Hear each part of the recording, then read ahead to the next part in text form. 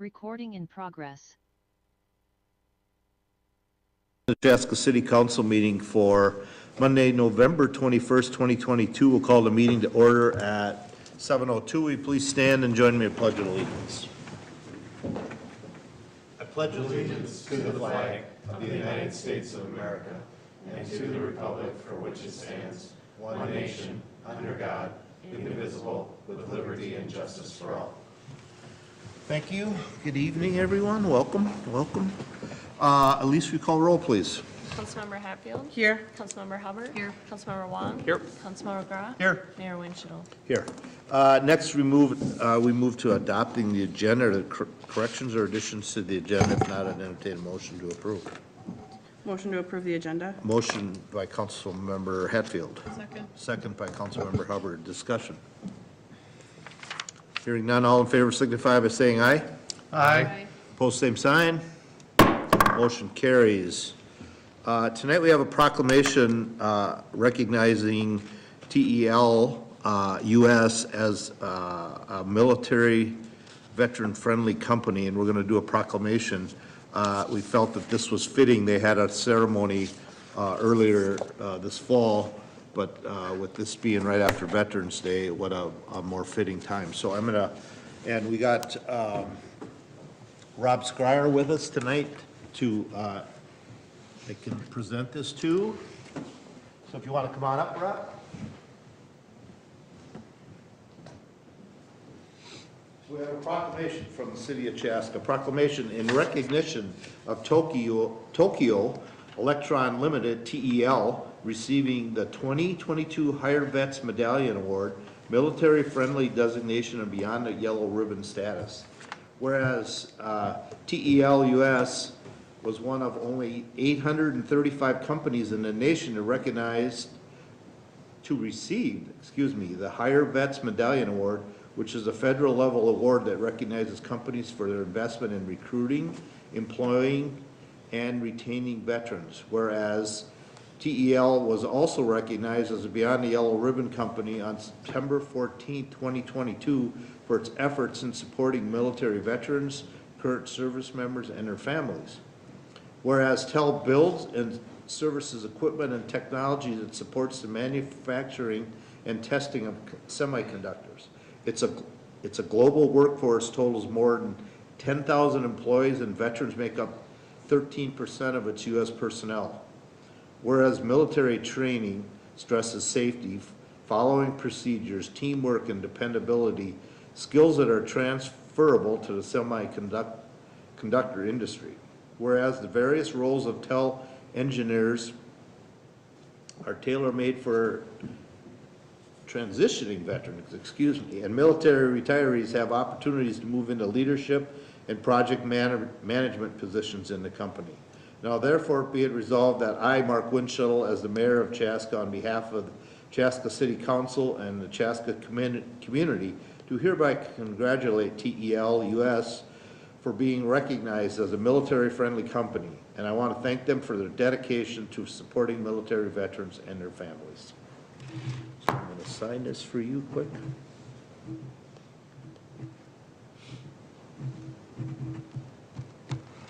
There you go, that's for you. Where do you want us? You want to go stand right up in here? front of there? Okay. If you don't mind, we get a... Up here? Yeah. Get a nice photo with the council here. Nothing better, right? All right, everyone, can you see everyone's face? Yes, we can. All right, 1, 2, 3. Thank you. This is for you. If you would, more than happy to have you share a little bit about your company and kind of what you've, how you went about this, or whatever you'd like to share with us. So, Sure. but thank you. Thank you for joining us. Well, thank you, Mr. Mayor. I appreciate it. You guys have plenty of things to discuss tonight, so I'll keep it brief. On behalf of Mark Doherty and the rest of the leadership team, we really appreciate this, and we thank the council, and we thank you, Mr. Mayor, for this honor. It's, as you mentioned, I'm not going to go over all the things you already said about our company, but we make the machines that help our customers make semiconductor chips. And if you're familiar with what's been happening out in Washington, D.C. with the CHIPS Act, it's a very high high priority for the U.S. government, and so we make the machines that help our customers make those chips.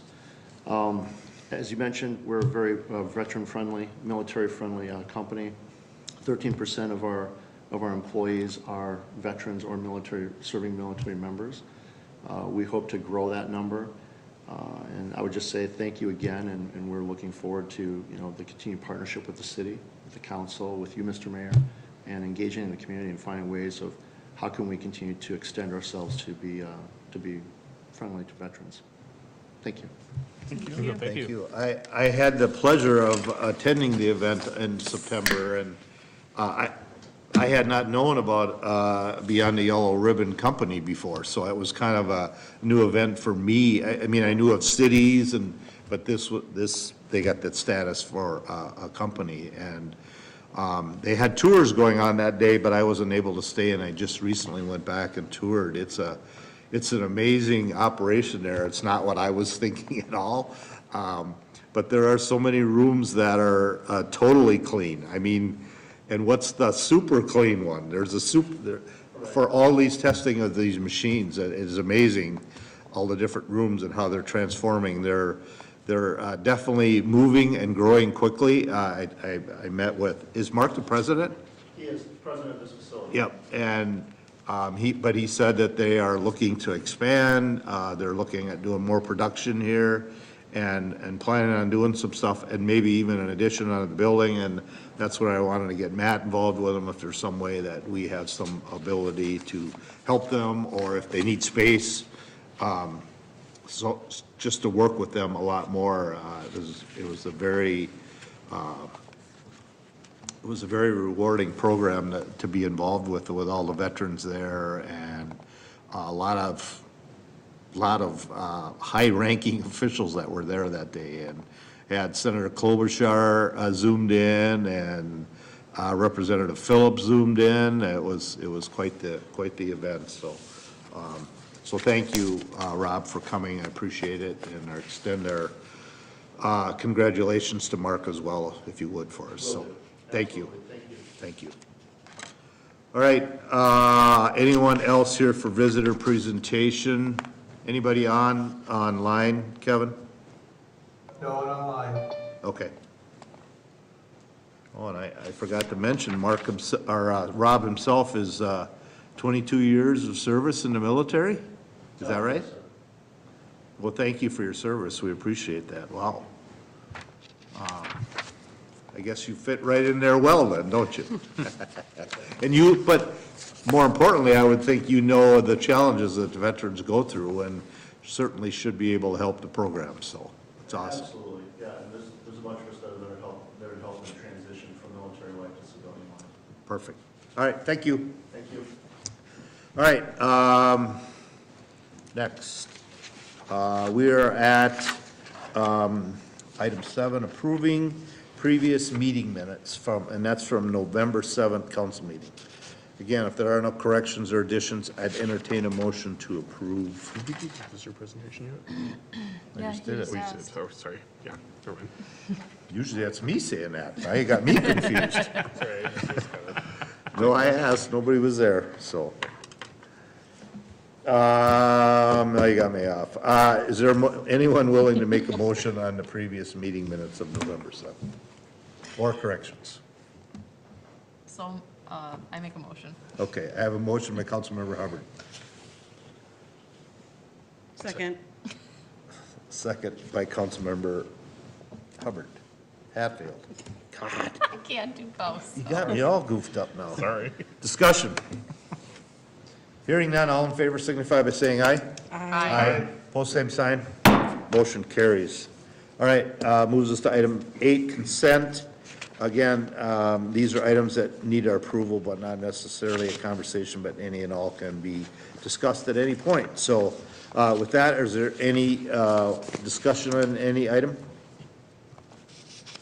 Matt, if I'm not hearing anything, 8A, what exactly does that tell us? Are we just transferring the name from community asset to Chaska Creek? Is that what it is? Yeah.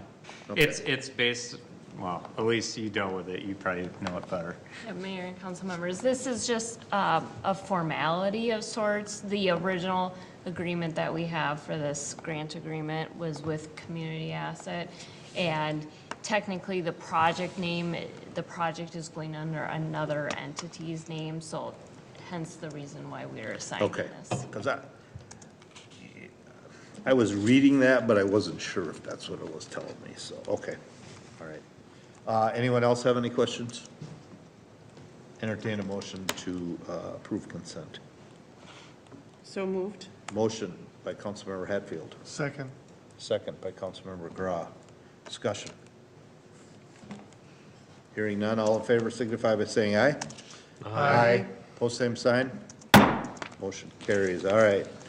Moves us to action items. Adopt resolution 2022-135 and ordinance 1024 approving the preliminary site and building plan, preliminary plot, zoning ordinance amendment for structures. Mayor, Councilmember, this is an item coming to you from the Planning Commission with a recommendation of approval. This is the preliminary site and building plan. This is a project that you guys have seen in the past. It's seen some slight changes to the proposed project. This is along, basically along Old Audubon Road, sort of across from Auto Pros area, and then sort of stretches back towards the Revo Circle area just north of that. So it's really an industrial type of use, and Liz is here to go over what's being proposed. Thank you, Matt. Thank you, City Council and Mr. Mayor.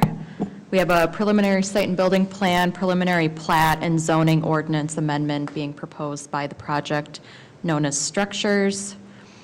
As Matt mentioned, the property is located off of Old Audubon Road on its eastern side. It's also adjacent to Revo Road on its western side. You have additional industrial properties to the north of it and residential to the south.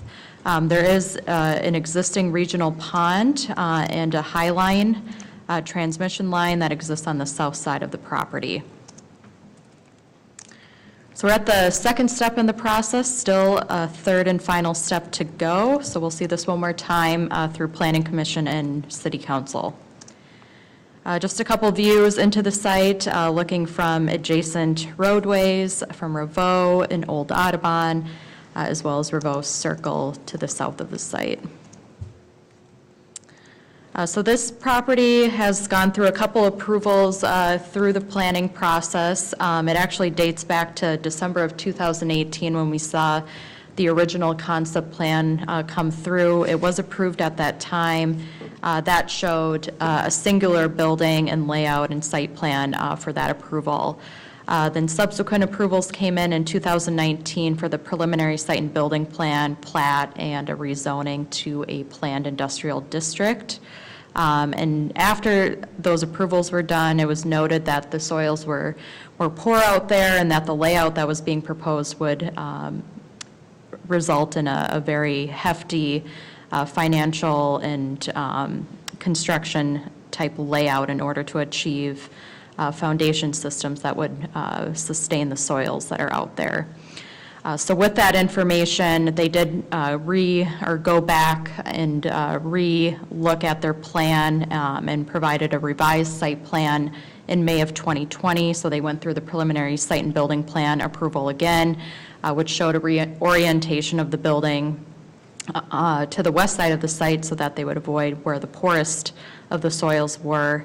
Even after those approvals, it still was financially unfeasible for them to construct the size of the building that they were proposing due to the foundation systems that they would need in order to sustain the types of soils out there. So they have looked at this a couple different times, and so in July of this year, they did come back with a revised concept in how to develop the site, which is looking at 3 separate smaller buildings and lots, which wouldn't require those atypical foundation systems that a larger building would need. So again, July of this year is when the concept plan came through for that 3 lot and 3 building proposal. So the site being looked at is 5.25 acres in size. It's currently being used as an agricultural site, so it has been farmed for a number of years. The existing pond, again, exists on the southeast portion of the site. And then as you can see on the existing conditions plan here, there is a pretty hefty easement in place for the transmission line that runs east to west on the south portion of the site. They do plan to encroach into portions of this easement area with some of their site plan, which they have gotten a favorable response from Xcel Energy in terms of those encroachments. There are specific limitations within the easement and where they do plan to encroach that they're working with Xcel on. With the property being off of Old Audubon Road and Reveau Road, they are proposing to utilize an existing shared driveway off of Old Audubon Road, known as Arbor Drive. This is a shared driveway between the property in question this evening, as well as the properties to the north on two different sites. So they'll have a shared agreement with the properties that utilize that access point on Arbor Drive. There will be no vehicular access onto Reveau Road, as that will be a continued prohibition for this site. So all vehicular traffic would have to come off of Old Audubon Road. So the specifics of the request is for a preliminary site and building plan, which would be for the construction of 3 new buildings and lots. 2 of the 3 buildings will have exterior storage with them as well. The plat, which is a preliminary plat, would be so that each of the buildings will have their own separate lot, so 3 lots total. And then zoning ordinance amendment is also being requested to the planned industrial district number 9, so that the language within that zoning reflects the 3-lot layout. This is the site plan being shown on this slide here. So again, the access will come off of Old Audubon Road from the existing Arbor Drive shared driveway. The 3 lots are segmented here. Each of the lot will have a separate building on them, ranging in size from 6,200 square feet, which would be the smallest in the middle, up to 7,400 square feet for the buildings on the east and west lots. The ones that are on the east and west lots, the fronts of the buildings will face out towards the streets. So the building on the east side would face out with its front entrance towards Old Audubon Road. And then the west building will have its front entrance facing out towards Reveau Road. The storage yards are delineated in the dotted line on the site plan here, so that would primarily occur to the south and internally or behind the buildings where that type of storage would occur. And with this having exterior storage, there is a significance to help screen those components of the site plan. So privacy fencing is proposed for the full length of the south edge of the site up to where the parking and the loading areas and exterior storage areas go up to. In addition to that, the exterior storage and loading areas will be further defined by another fencing delineation that right now they're showing as black chain link. There are portions of the fence that will be required to be opaque or completely blocked off so that you can't see through it for portions of the site that you can see from the roadway. This is the proposed landscape plan. Probably one of the areas with staff's comments is related to this in terms of where areas of the site can fill in terms of landscaping. They do meet the city's landscape ordinance, but with screening requirements and balancing out the site, there are a couple areas shown in yellow here for the applicant to further work on. They'll also have to work with Xcel Energy just in terms of limitations within the easement area. So there probably will be a couple revisions just with what's allowed in the easement area as they move on to final. But with that, they do meet the requirements out there, and they'll have to further refine the screening necessities and filling in necessities where applicable. The red lines in here delineate where the opaque fencing would need to occur for the exterior storage areas, so they'll have to refine that also on their final plan. The buildings will all be designed the same, so they're proposing a mixture of modular brick, metal paneling, stucco, and some manufactured stone on the front entrances here. So from an industrial design standpoint, they do meet the requirements for industrial buildings. And again, these are more simplified drawings of the buildings that are proposed. A majority of the building will be that warehouse type use, and then 15% of that would be oriented towards office. So just to reiterate a couple of the things that we've noted as things that they need to work on moving into final, one of them being the landscape plan.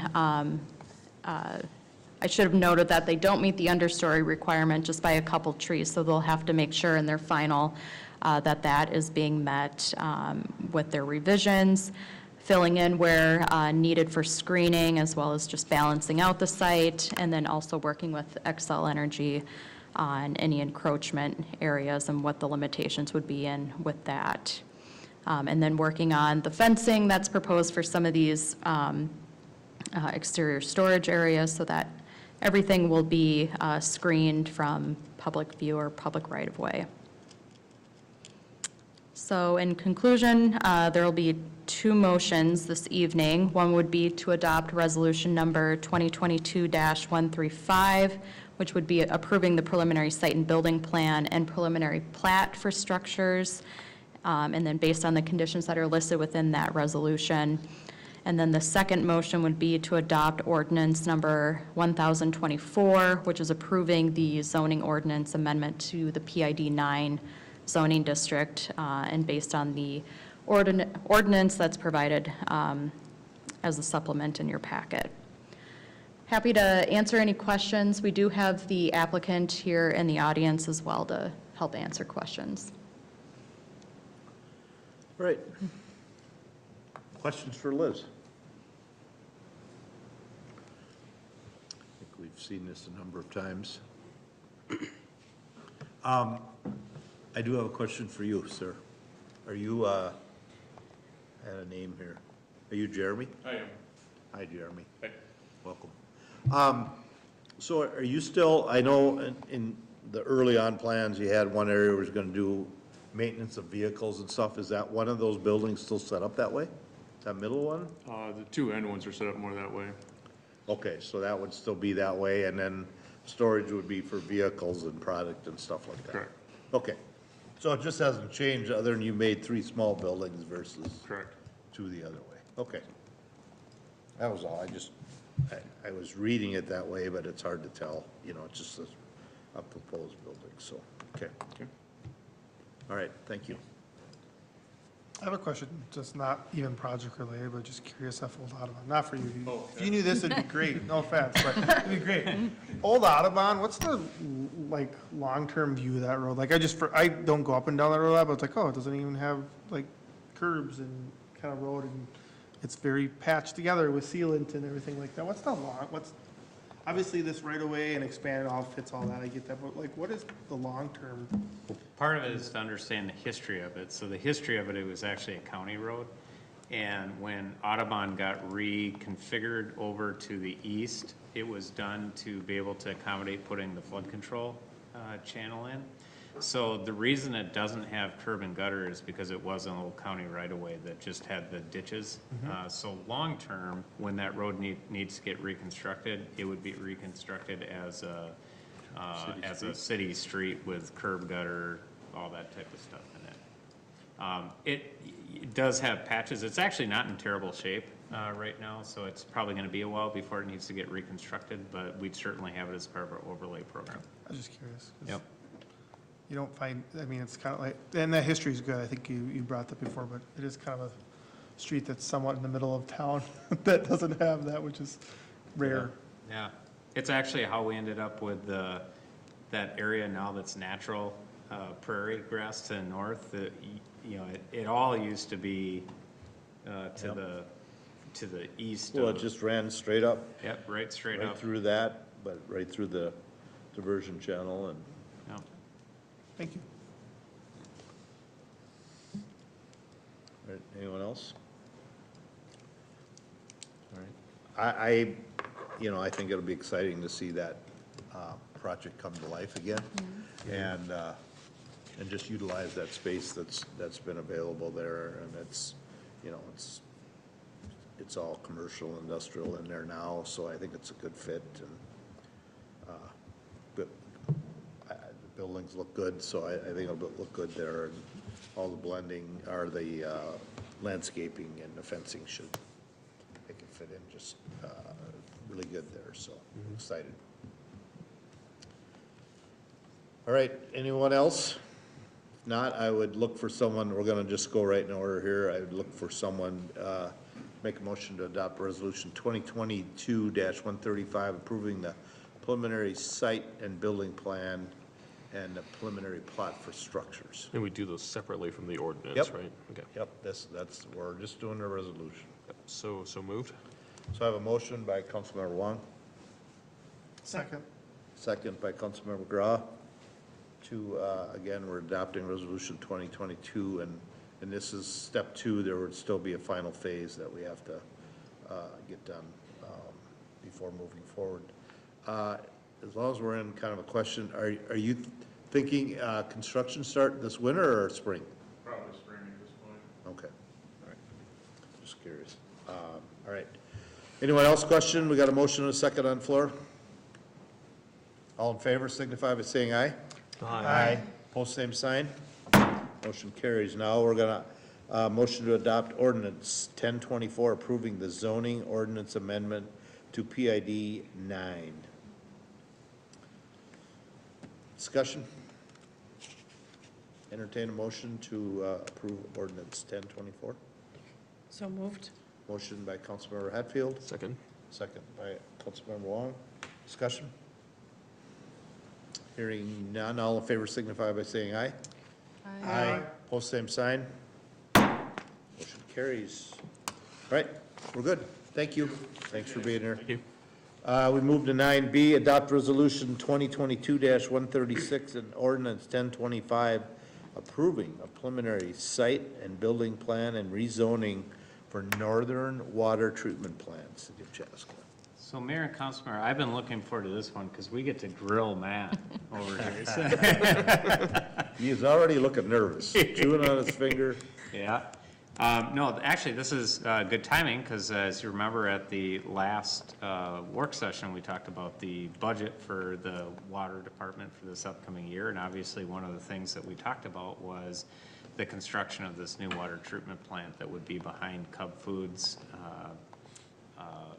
to basically be able to take one of our existing high-capacity wells that is not connected to our water treatment plant, be able to treat it so it can be utilized for more than just emergency uses, and then be able to put a couple additional wells up there to really get sort of our maximum capacity out of it. So obviously, just like any other project, city buildings also have to go through a planning process to make sure that it meets all of our ordinances and requirements. So that's what the purpose of this is. It is coming from the Planning Commission with a recommendation for approval for the preliminary site and building plan and rezoning.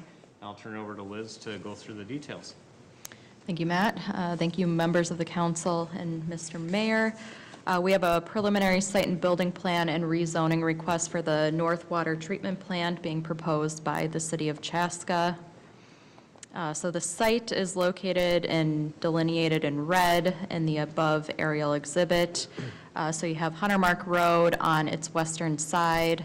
The lots really sit kind of in between property owned by the Hazeltine National Golf Club. You have Chaska Commons directly west, and additional commercial to the north, and Pioneer Trail to the south there. And again, this is the location of the existing well number 7. So we're also at the second step in the process. Final is the next and final step for this project. And as Matt mentioned, the reason for this water treatment plant and proposal coming forward is to help provide more sustainable and efficient water utilization for the city. So that's why they're proposing a water treatment plant in this location. The concept plan was approved earlier this year in April. I think the only question and determining factor that really came out of that meeting is what color the roof should be on the building. And it was pretty unanimous in terms of the gray roof over the red roof would be more favorable for the overall design. The site is about half an acre in size. We are the current owners of both the parcels that make up the area being looked at.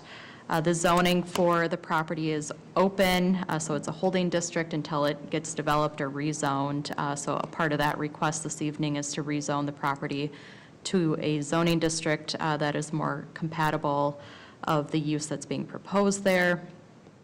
And again, the well house number 7 currently exists out there today, so both properties are going to be utilized with the expansion into the water treatment plant being proposed. One item of note, just in terms of existing conditions out there, is there is a pretty significant berm and vegetative edge that exists on kind of the north and east sides of the property within the golf course's property. So there is a nice screening mechanism already in place to the golf course to the east. So the request this evening. Liz, can you go, Yep. I'm sorry. What's that, the green arrows there going to the top? Yeah. This is the sanitary sewer line. Future sanitary sewer. Future sanitary sewer line. So it will have access up there. So where's that going to? There's a manhole right in the practice green or practice tee area. I think it's like a fairway. There's a trunk sewer line that runs north and south through Hazeltine's property. And so when we purchased the land in 2013, we acquired that easement, and that's why it's shown on this exhibit. So is that line already there? No, So, and that would, where's that line going to? The north-south line exists. The one in Right, dark green. But this green, the arrows, what is the purpose? that will tie into an existing sanitary manhole that's out in Hazeltine. So the building the building sewer will tie into that sewer. So that's why you're showing that? Yeah. Okay, So I was just, I wasn't. And then our sludge waste, which is when we backwash, it's that. material. People don't always think of a water treatment plant having a sewer. Well, but I know you have to Yeah. backflush, and that's why I was asking the question, because is that, well, so that line has to go in Yeah. as part of this project? Yes. All right. Okay, I just wasn't sure. All right, got it. So the request specifically is for preliminary site and building plan approval for a water treatment plant facility that would total approximately 12,000 square feet in total square footage. And then in terms of height, it would range in height from 20 feet up to 37 feet at its highest point, but a majority of the building will be under 32 feet in height for most of the structure. The facility, in terms of its design and the size that's being proposed, is really determined by the functions that exist or are being proposed within the facility itself. The second part of the request is a rezoning. So again, since it's in a holding zoning district, it does need to get rezoned to a zoning district compatible with the use that's being proposed, which would be to P2, which is public buildings. That's the typical zoning district we place most of our civic buildings in. Now, was that, is it just that we're rezoning it because we bought that extra parcel? Because it would have probably, the existing well house would have already been P2, correct? It wasn't before, so both parcels are in the open zoning district. Oh, so we're changing that? Yep, That all of probably it. should have been changed a while ago. Probably, but Okay. there's a lot of But existing uses properties. can be in a district until they change. Right, Okay. yeah, there's a lot of properties that are in open zoning districts that have existing uses, but, yep, until they change, then it should be done to a zoning district that's more compatible. The comprehensive plan also guides it to be public usage, so the proposal is consistent with that. The site plan is being shown on this slide here, and we're looking kind of east to west in this orientation of the site plan here, but the building would essentially be more of a rectangle in format, just to be kind of fit into the lot out there that's being proposed today. 12,000 square feet will be its total square footage when it's all said and done. It will basically kind of utilize the existing layout of where well house number 7 exists. So that foundation will exist where it is today, and then the building would kind of be built around it to supply the functions within the building for the water treatment plant. There is an access that currently exists off of Hunter Mark Road, and that access would be maintained even with this reconstruction here. It essentially acts as a driveway. In addition to that, 2 designated parking stalls will be proposed on site for anyone who's coming and going to the facility. 2 might seem like a very low number for this size of facility, but water treatment facilities don't have that same magnitude of parking that's really needed for those types of facilities, as people coming and going to the site are doing so in a very infrequent manner. So 2 stalls is more than enough for the type of usage within this building. And as Matt mentioned before, utilities are able to service the site. With the easement that's currently in place, it will tap into the sewer line on Hazeltine's property. There's no sewer on the Hunter Mark that we go all that way? No? No? In addition to how the building is being placed within the site, there is a grade change in the site itself, so the building will essentially kind of be built into that topography on the north east side of the site. So you'll see most of the building kind of facing out towards Hunter Mark, and some of the building will be built into the topography on that east side. So that will certainly help with visuals from the golf course. This is the landscape plan being proposed. So the landscaping will help balance the site in terms of vegetation and meeting our landscape ordinance.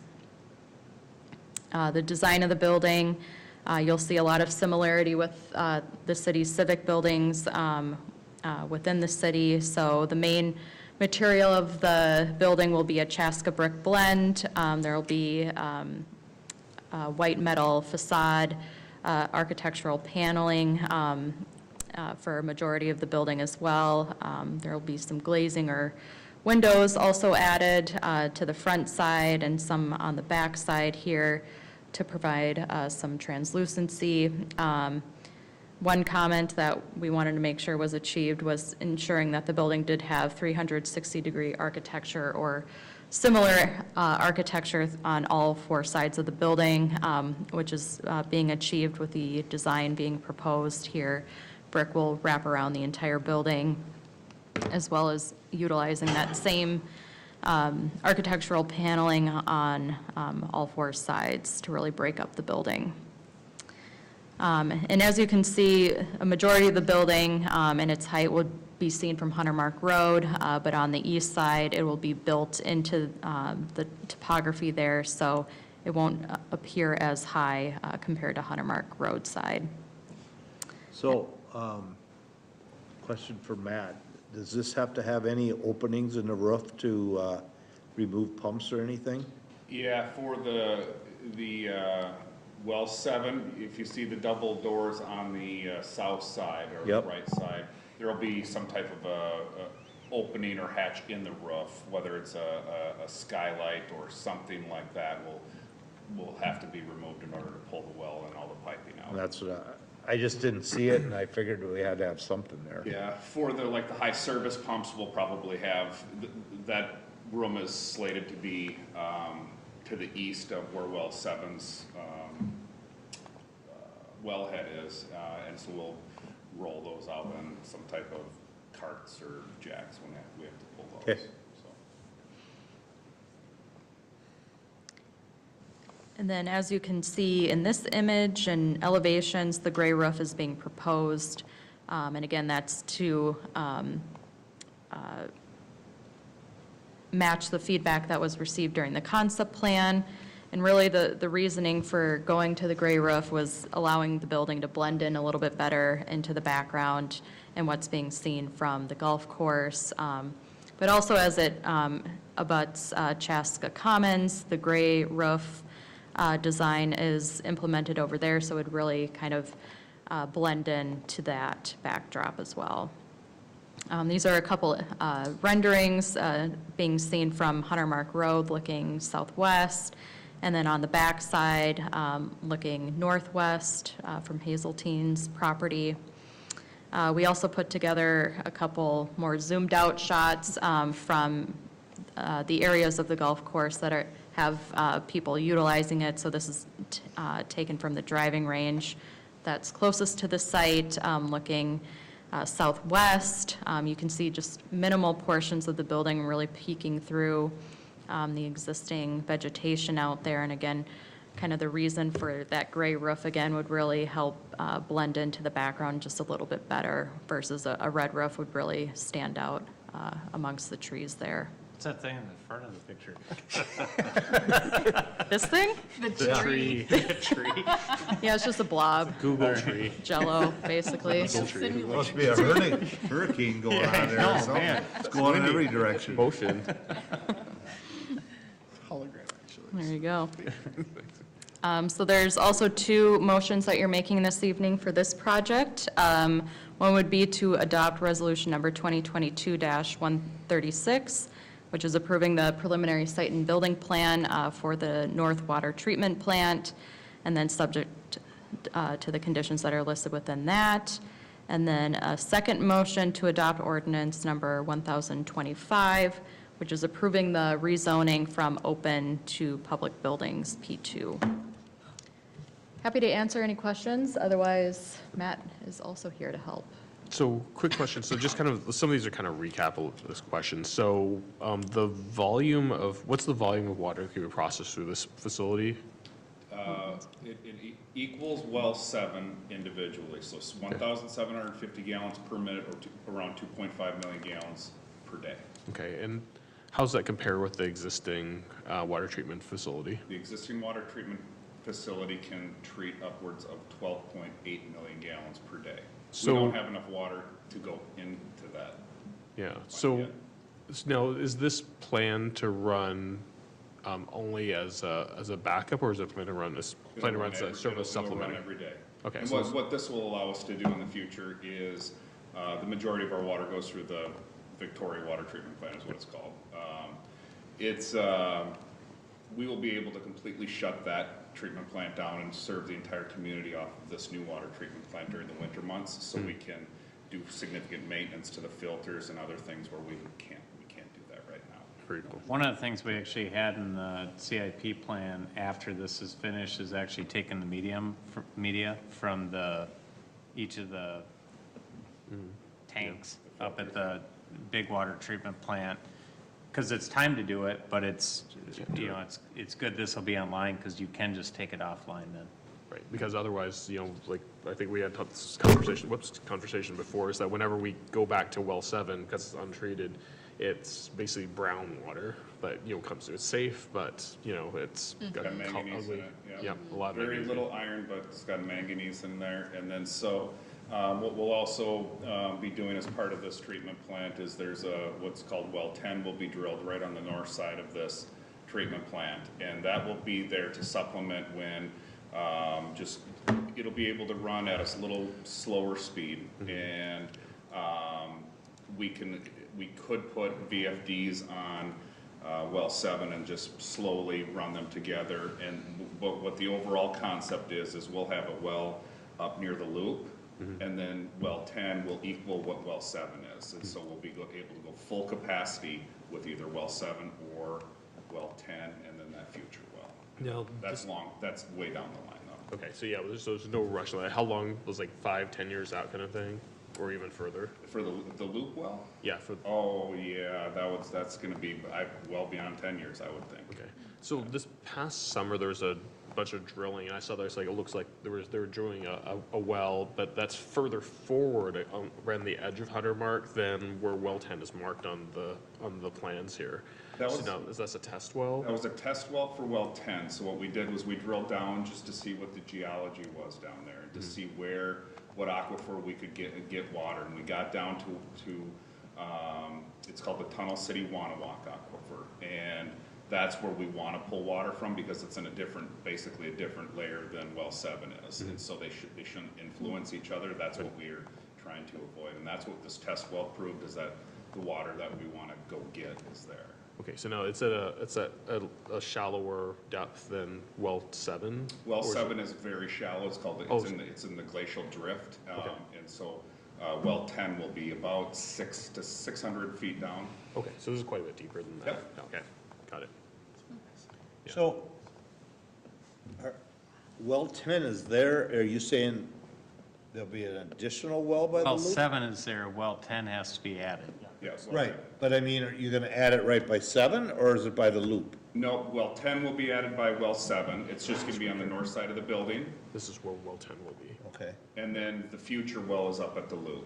Oh, so we'll be doing another one there as well? After The 10 reason years. it's up there, Yeah, yeah. the reason it's up there is influence. So they're gonna be in probably very similar areas as far as depth, and we need to get it far enough away that they don't influence each other and take that drawdown, that water drawdown. I was just- deeper, so.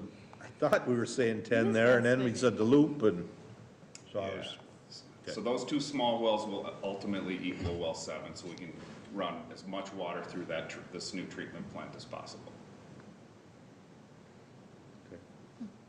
what's the timeline on this? So we gotta go out to bids, we gotta do all that, or is that already done? My hope, in talking with Liz, we're hopeful we can come back maybe next month or in January for final. And then what we would likely do is finish up plans this winter and go out for bid, and hopefully early summer we will begin construction. We have some issues with Hazeltine as far as connecting into the sewer dates, and then we have, as you all know, we have the amateur coming. And so we have some things, some dates we need to be conscious of, and so I want to if possible, get this thing going by this summer, and so we can really make some headway on it, and if not, be done by 24. What's your, estimation on cost on this? Again, I don't remember what we, If I remember right, this was in the range of It's like 6 or 7 million. 6 to 7 million. that's everything, that's the well. That's connecting the treatment plant. The well was going to be, well 10 was going to be a little bit more. Okay. So that was under a different I didn't know what's all part of this project. We keep talking about all the things, but what's part of the project? Yeah, so it also has to do with where we actually get the funds to actually do this, because we have trunk funds that are associated with money we generate from development, and then there's operational funds that we get from actually selling water. So when we add like wells, we typically take those dollars from trunk funds because we need the additional supply to support the new development. we sort of mix the cost of the water treatment plant between the trunk fund and the operational fund, because on the one hand, it's treating a well that's already there. But on the other hand, it's treating something that's it also is needed for future growth. So we sort of split the cost of the trunk versus the operational funds for that. How have we been able to do maintenance on our other one when we only had the one? The maintenance that we've done consists of draining down, so we have 6 filters in the big water treatment plant. And what we'll do is we'll drain one side down, or one filter down, to a point where we can access it. And when you access it, it's like walking on a sand beach almost. It's all sand on top. Okay. And so we go in there and we'll clean off there's some material that's left on top. And we'll do those one at a time in the winter. And really, we haven't had to do, knock on wood, any significant maintenance where we've had to be down for a long period of time in the winter. So we're kind of just doing routine maintenance on it. But we're right almost now. to year 20. I was gonna say, we gotta be hitting 20 year on I that. think late 2004, 2005. Yeah, five, I think is Opened the up. date when it officially was Yeah. said it was completed, but yeah, and so the media, so there's anthracite and green sand, so there's 2 products that make up the media, and what ends up happening is they're supposed to have kind of more jagged edges, and those things get rounded, and when they get rounded, then they have trouble, filtering out the iron and manganese as it's supposed to, and so, we've been very conscious on how we're doing our backwash, and that's when that stuff is agitated in the water, and that's when it bangs around and gets the iron and manganese off, and that's when it kind of gets those rounded edges, and so, but so far, it's maintaining well. And that's what you need, that's what we need the sanitary for, is when we do the backwash. So we'll backwash it, and our current plant is about 98.5% efficient, which means we use all the water that's coming in there except like 1.5%. That's the stuff that goes. So we backwash it, and then that material settles out. We utilize that top water and run it through the plant again, and then that bottom water is what we call sludge water. And that's the stuff it's full of. It's just iron and manganese, and it goes to the sanitary sewer. Water 101, There you nothing go. better. Yeah, if you've never been to a treatment plant for a tour, it's pretty interesting. It is really I was there a cool. long time ago, but I don't, Yeah. might have to go back. People take it for granted that they have running water, right? So it's like one of those things that it's one of those absolute necessities that, we, take care of that and make sure we have this, stuff maintained well. Is there, No, it's good. Sorry. is there a number of different companies that can build this that we have the ability to get bids on and stuff, or? I didn't know how specialty work. We were this is. thinking of using the same contractor we used in '04. I know That about didn't go that. so well. Oh. Pre. Yeah. Didn't they just walk off the job and? They went under in the Yeah. middle of, they were building ours and Carver's at the same time, and they went out of business while they were building both of ours. They just So we had to draw on our performance bond and go out and get subcontractors to finish the project for us. Wow. Yeah, it was quite an ordeal. We all have enough stuff going on. We don't need some. No, we're good. That's kind of was my question is do we have reputable companies? Yeah, there are. There are a lot Good. of them. Are they looking for work though? We'll find out. It's starting to get a lot better. Well, I'm figuring that that's probably gonna start happening here a little more, that things are slowed down, so, good. All right, any questions for Liz, Matt, anyone? It's a good-looking building, I commented, right? I think it fits I like the really wise decision we decided with the gray building, gray roof, and it's just a nice. The looking Hazel building. team probably wouldn't have been happy with the red roof, No. but it's far enough away. Yeah, I mean, like I said, I think people, we had conversations about other buildings that are needing maintenance and repair. People judge a city by its buildings, right? Well. And people shouldn't drive by like, oh, that's a city building, because look at that, like, it needs to look nice, and people drive through that, and that's gonna be a well-traveled space in the big picture, so. Yeah, that's a pretty busy road. Yeah, probably more people see that than our other one, because everybody yeah. goes up to Chaska Commons. so. No, Exactly. I like the drawings. Agreed. All right, anything else? Otherwise, I'm looking for a motion to adopt Resolution 2022-136. So moved. Motion by Councilmember Wong, Second. second by Councilmember Hatfield. Nope, I didn't say anything. You didn't? No, did not. Now she's not going to. It was me. All I heard was That's two. okay. All right. Councilmember Hubbard, seconds it. And again, it's Resolution 2022-136, approving preliminary site and building plan and preliminary plot for the North Water Treatment Plant. And again, we got a final to do yet before it's completely done and moving forward, so. Motion and a second on the floor. Any further comments? Hearing none, all in favor signify by saying aye. Aye. Post same sign. Motion carries. Now we have to make a motion to adopt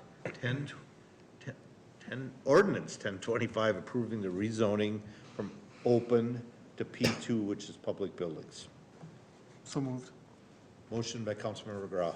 Second, Second was me. Second by Councilmember Hatfield. Discussion.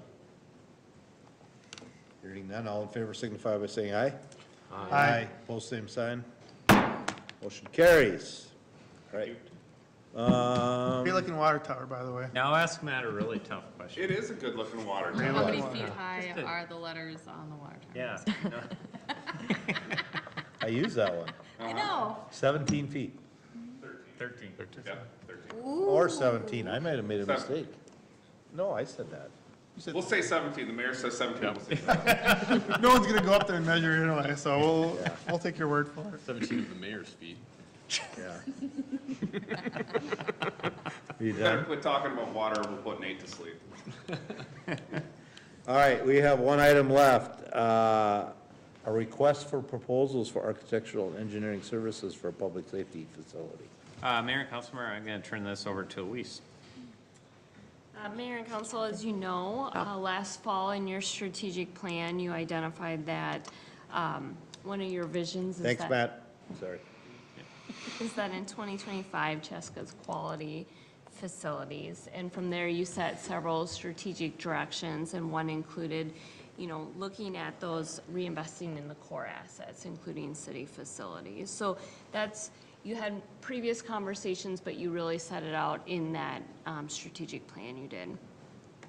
And then, as you know, throughout 2022, we've had, numerous discussions on city facilities, looking at it from a high level of a kind of a not even a concept, but even higher level than that.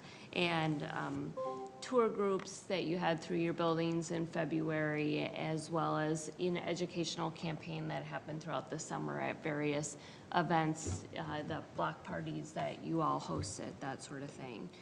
And then this fall, as you've moved into discussing the budget and the preliminary levy, you set out in your preliminary levy, including funding associated with starting the building plan facilities. So as we talked about previously, we know we can't do all the facilities at once, and that we would do it over a number of years. And the first facility we talked about doing was the public safety facility, which would be combined police and fire, as we've identified it in the past. And that would be done on the existing fire station campus as it exists today. So really what we're coming to you tonight is to look at starting, going out for an RFP for architectural services now. And that may seem a little kind of backwards because you have not adopted that final budget yet. However, time is of the essence, and as Matt talked about with the water treatment facility, getting started on this and issuing that RFP now rather than waiting until January puts us a couple months further ahead in starting that actual process. However, you would not approve, any architect until after the budget process is done later next month. So you're not really kind of risking anything at this point in time as far as funding is concerned. So staff, we've developed a request for proposals from architectural and engineering services to begin to look at this facility.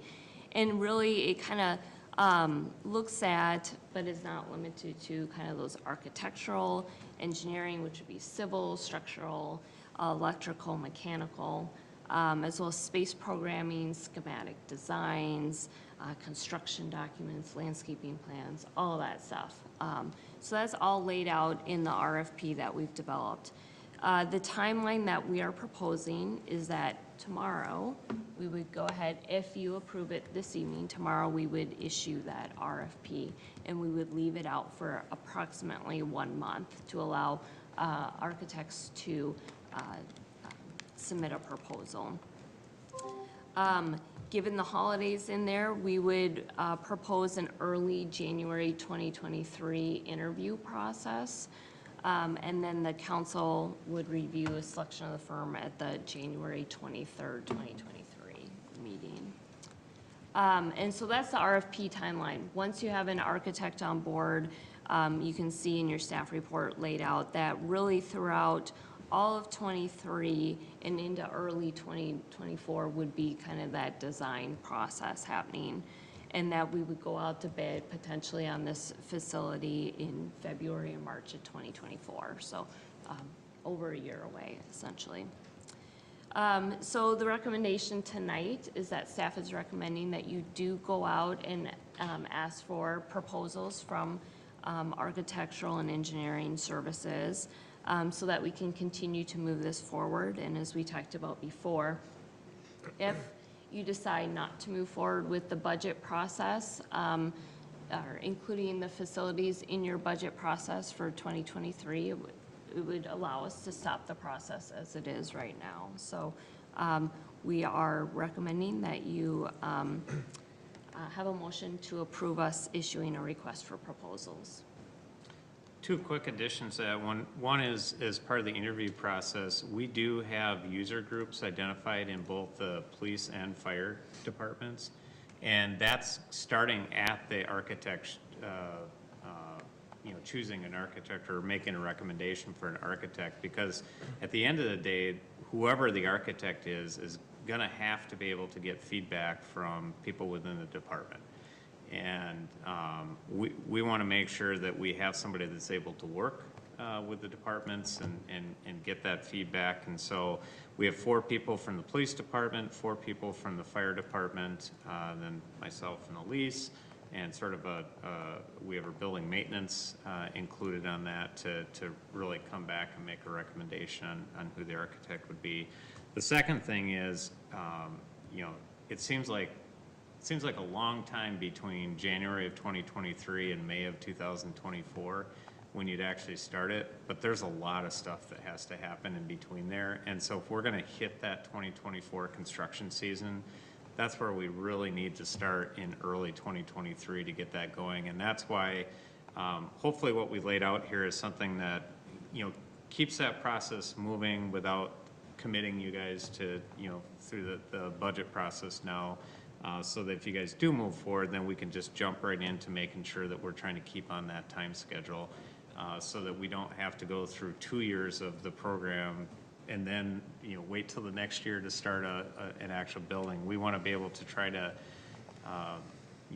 have some product to speak of that we're actually constructing as soon as possible after we implement the program. I was gonna ask that question, who was gonna make this decision what architect to go with, so. And then the police and fire are such specialty, are there certain groups that we make sure we send them to, or do we just put it out there and hope for the best? Both. Okay. So we want to be able to keep it open Right. so that we get proposals in, but one of the group that we've been working with is sort of providing us with professional guidance during this is RJM Construction. We've had them be sort of our construction management specialist. And so we've been working with them to talk about exactly that question is, how do we make sure we get the right people at the table? And so, part of their job is going to be compiling that list of people that or architectural groups that, or teams that they think are gonna be best to bid on this. And then I'm sure we're gonna get, other, bids that come in too. The thing that, RJM has already talked with us with a few groups that they would recommend. And the thing that makes me feel good is that, building conference that we went to, last spring, the architects that I thought stood out were the same ones that RGM has indicated that they think are good teams to work with on this, and have had experience doing these types of facilities in surrounding cities in the last couple of years. Some are big firms, some are small firms. Yeah, and I mean, both of these designs are clearly a specialty group that just not any architect and building firm. A building firm can build whatever the architect draws, but it's still about drawing the right product. Yeah, out of any building that we're talking about, to me, this is the most specialized. I mean, if you look at the MS. Building one or the other is a lot. Yeah. And building them together just doubles it. Yep, and if you look at like the MSB building, I mean, there's things that we need to hit right in there, but at the end of the day, it's a storage facility for, vehicles, and it's gotta be efficient. That's the biggest thing, there. This building's a remodel, the structure already exists, it's a remodel. Libraries have their own, libraries are a single type of facility though, so there's lots of architectural groups that work with libraries. To me, this is the most critical of all the buildings we're talking about to get this architect right. Agreed. All right, any other questions? Like I said, this, like Elise said, really, there's no money in putting from the city financially to put bids out for this. And if for some reason the budget wouldn't pass, we just wouldn't move any forward with it, so.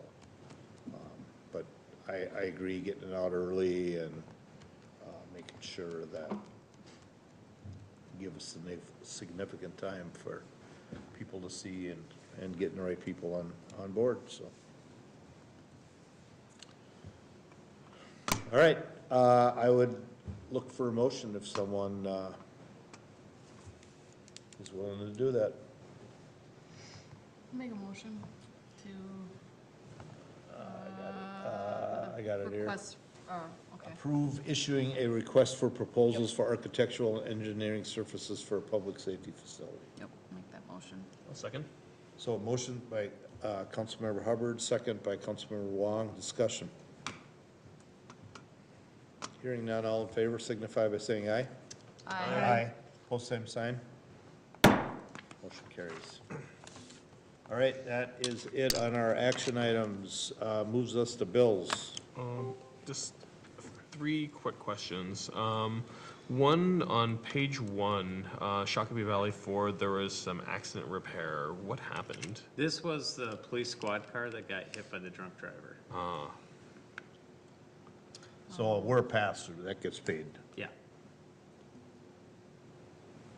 Okay.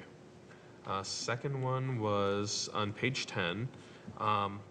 So I noticed that the History Center was, one of the buildings that was on that cleaning list. And it kind of brought up the question is like, do we own the History Center building? We do. Or we do own that one. Yep, we own that. And so, and the other question was that I saw Stantec was on the list too, and was it? Stantec leases space from us for their on-site office up in the, it's a building, the the old old Lano Lano sanitation. sanitation building. They have Cold some storage, on-site yeah. offices that they lease from us. And part of their lease is that we clean their offices for them. Oh, gotcha. So it's just part of the lease agreement. Yep. Okay. And then the last question is, page 22, Dev 33 LLC. That's a building inspection doc scanning. What's that for? So we don't have any of our building permit files electronically now. They're all manual. And so one of the things that we're running out of space. And so, and it's not a very efficient or safe method to have them. So the Community Development Department's been working through getting those scanned so that we have them all electronically.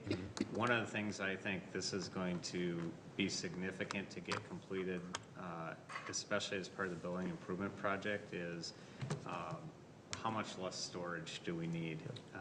If you go down the basement, there's a lot of building files down there that we are probably one of the few cities that still have paper files of every building permit and that we've done since the beginning of time. This is more of a trivia question, but what's like the oldest thing we have on file down there? Well, so building inspections, building permitting systems didn't really get codified into place. I think it was the 1970s when that really became formalized. So while we have buildings that go back to 1850, right, 1860, they didn't necessarily have building permits issued. But I think it's fair to say a lot of those buildings that are that old have also had projects done on them. There's a file for every address in town. Yes. So every building has had something done on it over that time period. Yeah. But prior to that, there was like just a different process that, that might. People just went and built. People just kind of, there was no process. Yeah, there was no process. Yeah, People just yeah. went and built. Ask for forgiveness. Yeah. Another outcome of this is that, for people that are either a property owner or looking at a property, that information is going to become much more accessible, right? Where now, if I wanted to find the file for my house, I've got to come, request it, and et cetera, and now it'll be available. They can actually get it right from the person when they come to the desk, where now they have to, go find the file, they have to make copies, all that kind of stuff. Now we can just transfer that electronically to the property owner. And that's actually that's a good number of people that come to the counter. They want to get a survey of their site, so they'll, a lot of times there's surveys or, look at what building plans had occurred on the site, or if people are doing due diligence on a house that they're actually purchasing. We get a lot of requests for that type of information. Okay. Now, how long is this project supposed to take to scan it? And is it the goal, the entirety of everything that's in the basement, or is it Everything building permit related. everything building permit related? Okay. Yeah. We're hopeful that we can have this done by middle of next year. We will see. It's a project and a half. If you want to volunteer, they'll teach you how to scan things. No, thank you. Yeah. I view this as a starting point, though, because we've got plenty of files for our, all of our planning applications. There's a lot of paper files. I know I've had some conversations with Matt Clark about the engineering files. Every department's got files. Sometimes it makes sense that they need to be paper, but more often than not, they don't, right? So I think this is a first crack at that process, but there's a whole lot more that we can do. Very cool. So, and as part of the building improvement project, 2027 is when we had sort of targeted starting City Hall remodel. My goal would be over the 5 years between 4 or 5 years between now and then, is that we have all those things gone. Because that's gonna free up a lot of space in this building, that it'll just be good to have. I mean, it could be from data center requirements that we have to whatever types of things that when we get to a point of remodeling the facility, that we're not carrying over things that just don't make sense to still have. Because then you'd be paying the cost of moving all that stuff You out. have to move it all out, you have to move it all back in and store it, or you can probably pay less now and get it scanned, and we don't even have to worry about it then. Cool. Yeah. Awesome. Cool. Thank you very much. Man, I got one. Yep. Page 11, Green Isle Refrigeration, which is in the Gedney building. So we do all the power there, so that's why we're doing a rebate? Yes.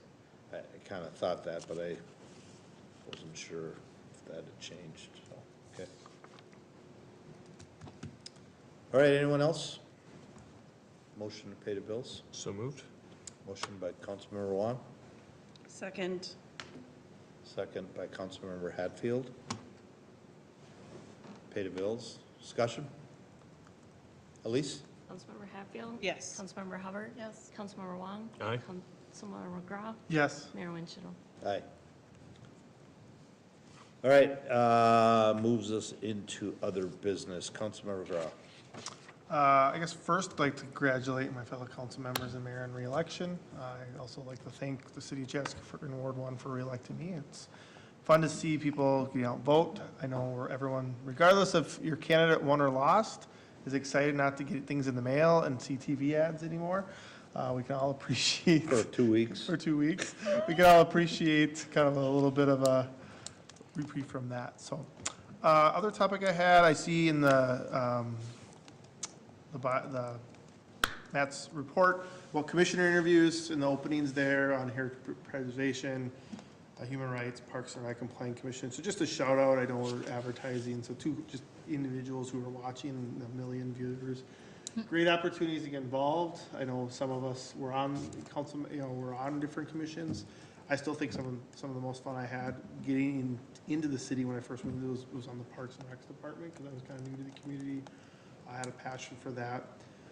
The other thing that I would ask or request, or I don't know if that's whatever the word is, I know we're doing advertisements. I do think it's an opportunity to look for maybe places we have not traditionally tried to reach to get communications to.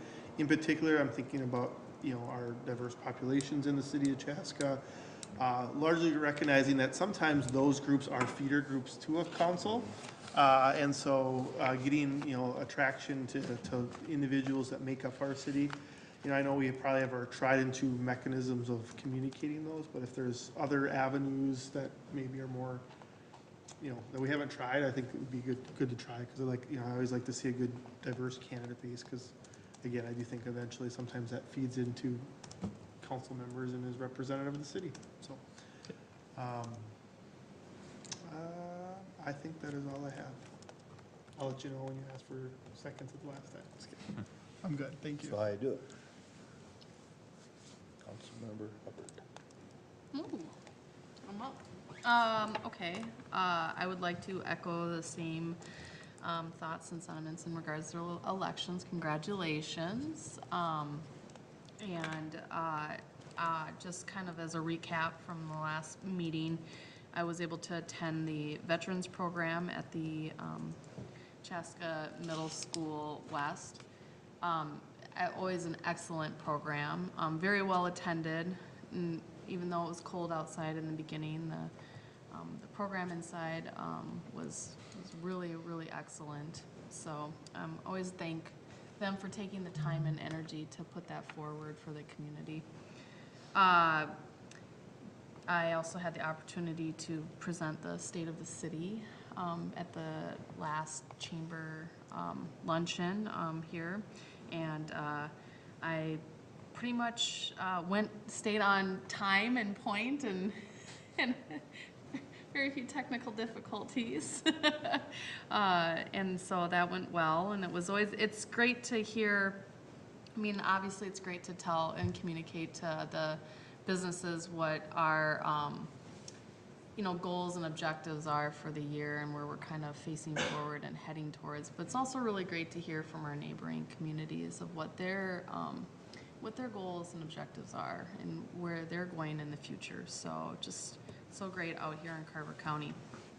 And then just want to wish everyone a happy Thanksgiving. It's coming up here. Can't believe we're already at Thanksgiving, but we're here.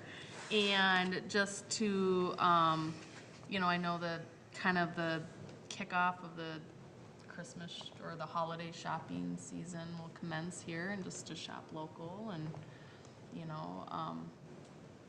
visit our downtown and up, across town, uptown businesses. So, and then just a couple of events that will happen obviously between now and next council meeting. We have the hometown holiday event on December 3rd with the tree lighting at 3 PM in the City Square Park. And then we have the holiday tree lighting at Fireman's Park the following day at 5 o'clock on December 4th.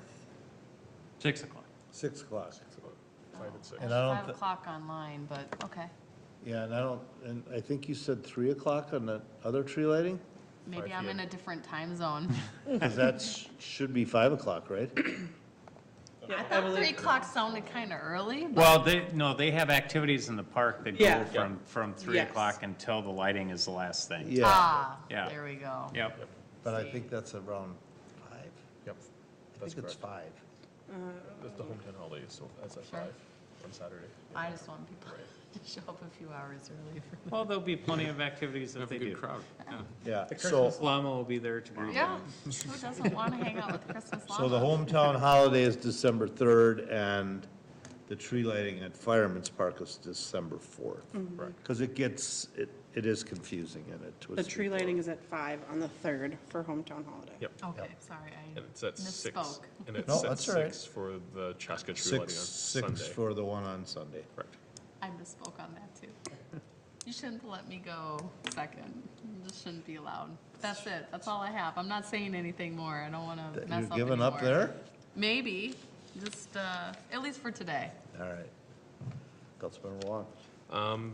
Let's see, so, again, I also attended the Veterans Day presentation at Middle School West, and I think the students and the staff did a great job putting together the program. It was, very, very well done.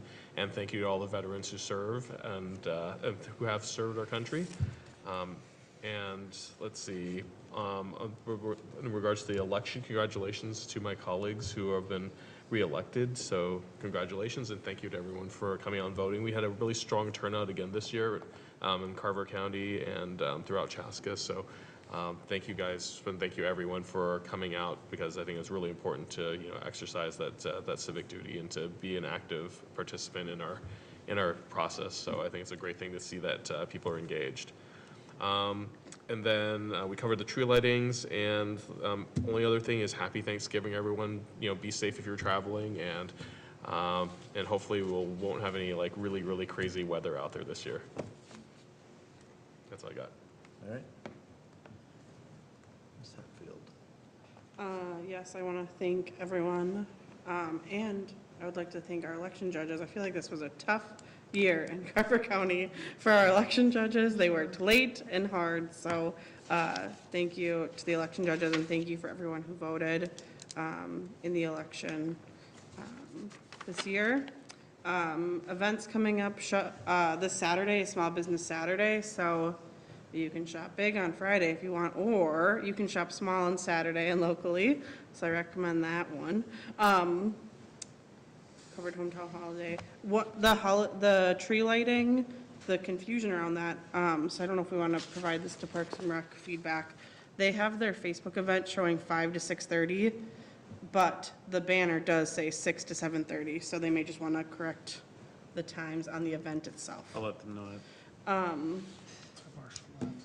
And then, our next council meeting is the Truth and Taxation hearing, so I recommend and encourage everyone that has questions or concerns about taxes, after the mailing went out.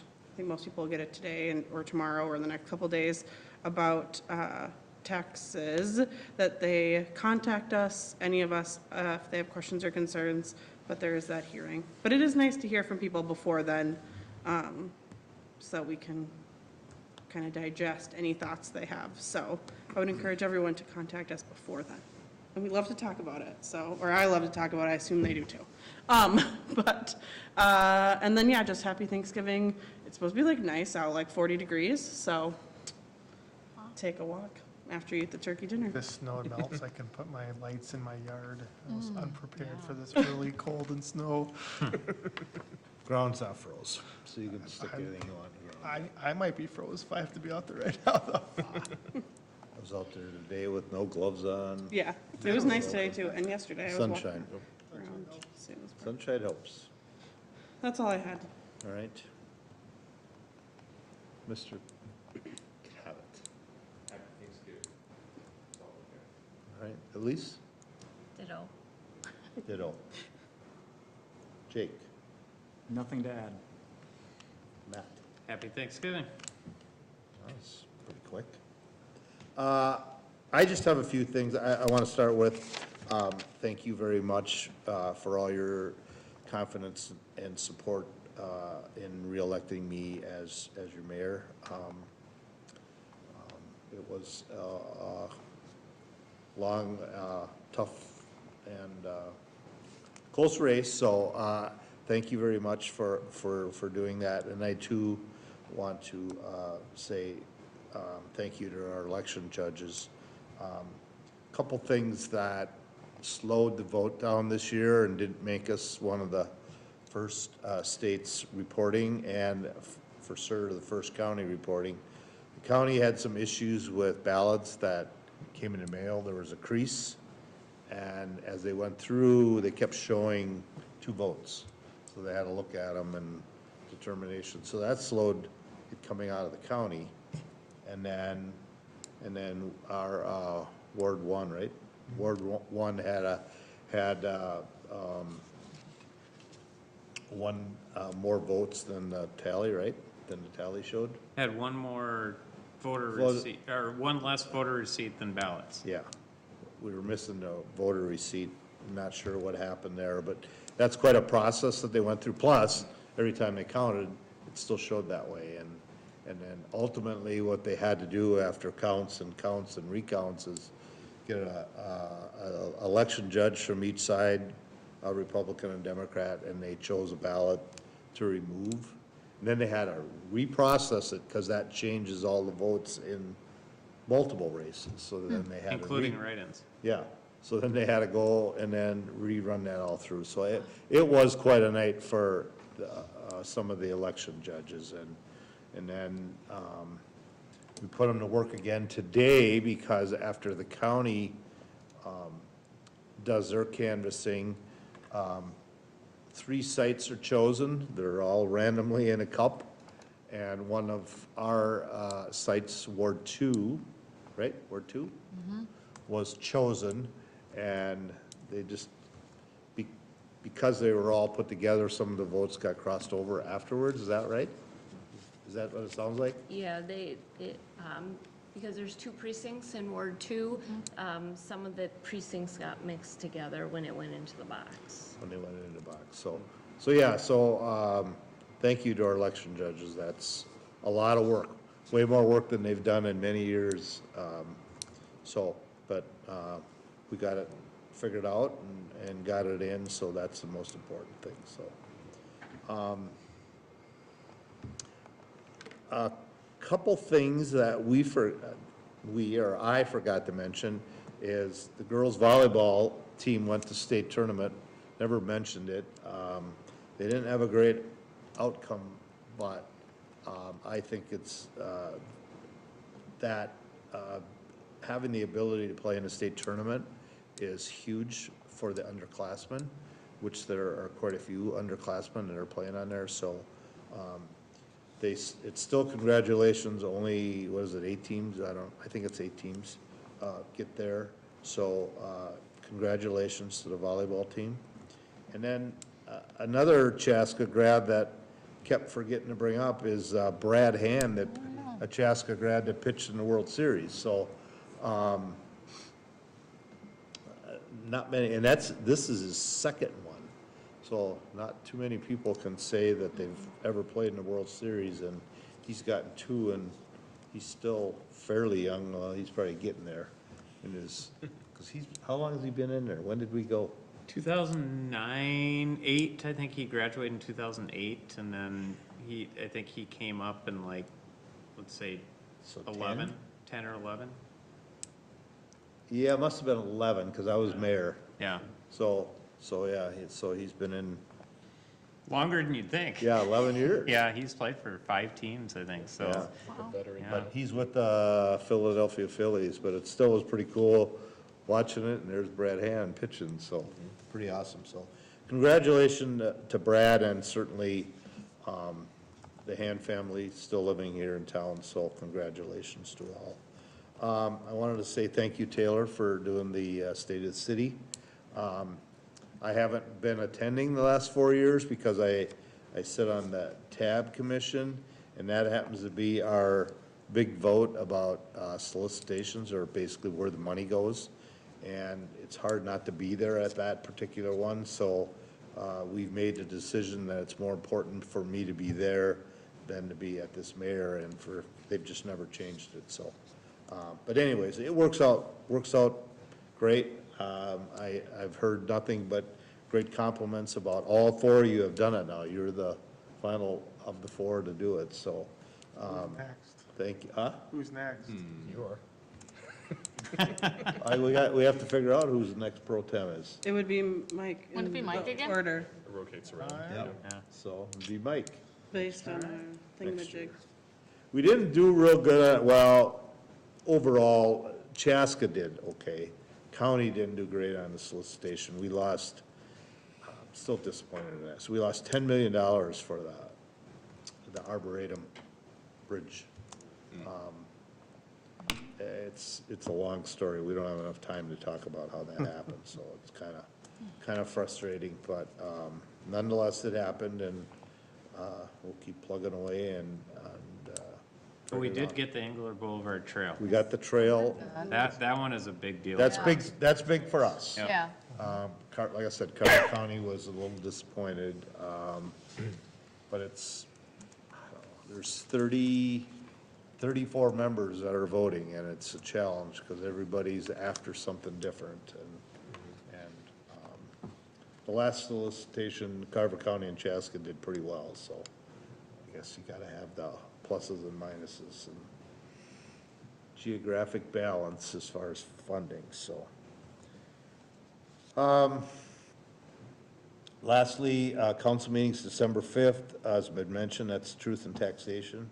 So, that's where you can come in and have a conversation about what's going on. Notices came out today. I've already gotten a couple texts. So, and then the 19th is scheduled, and that's where we would adopt our final budget. And for anyone that's, wondering about that, we can lower the budget, but we cannot go any higher than the proposed numbers that. Lower the levy. We can lower the levy, sorry. Oh. Sorry, lower the levy. So that's December 19th would be the final plan. And then, January 2nd would be our next meeting, but that's No. the legal holiday because of, the 1st is on a Sunday. So January 9th. Whoa. January 9th is our next council meeting. That's where 3 people will be sworn in that night. So who's doing that?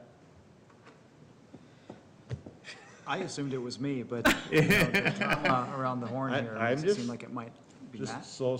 No, it's you. It is you. You'd be the first new person in the last Some years. 50-some years. I'm excited. Don't make Better buy a new mistake. tie for the occasion. Luke always used Abraham Lincoln's Bible, so I don't know if you can get your hands on that. But the cover was replaced twice, and the inside pages were replaced 3 times. I'll see what I can find here at a used bookshop. So anyways, January 9th is our first council meeting and swearing in for myself, Councilmember McGraw and Councilmember Hatfield. So, and then after that, in January, we go to what? We go back, no, 23rd. There's 5 Mondays. Yep. So we don't have to go back to back, so we'll go 23rd.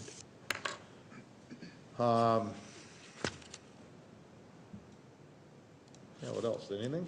I have John? one more. John? I remembered it. Well, actually, I remember what we're talking about. So I actually thought this was interesting, and I'm just gonna read it, because that's all, I haven't actually had time to read the article. The Chaska Herald tweeted out, Jacob Shea, a Chaska High School graduate and current senior at Concordia College Moorhead, recently had an opportunity to be commissioned and hear original composition played by a live professional orchestra, which is pretty rare for an individual his age. I thought that was pretty cool. It just jumped out to me as a Chaska High School success story. few of them here, so it's great. Now, Last call? Why are you looking at me? Well, you stopped talking, but I was just wondering if you had anything else. No, right. Mayor, I do not. I'm sorry. And I do want to wish everyone a happy Thanksgiving.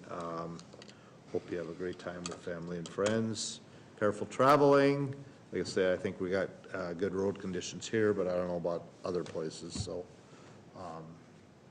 please be safe, and we'll see you back here on December 5th. So with that, I would entertain a motion to adjourn. So moved. Motion by Councilmember Hatfield, second. second by Councilmember Grau. All in favor signify by saying aye. Aye. Pose same sign. We're adjourned. See you later. Happy Thanksgiving.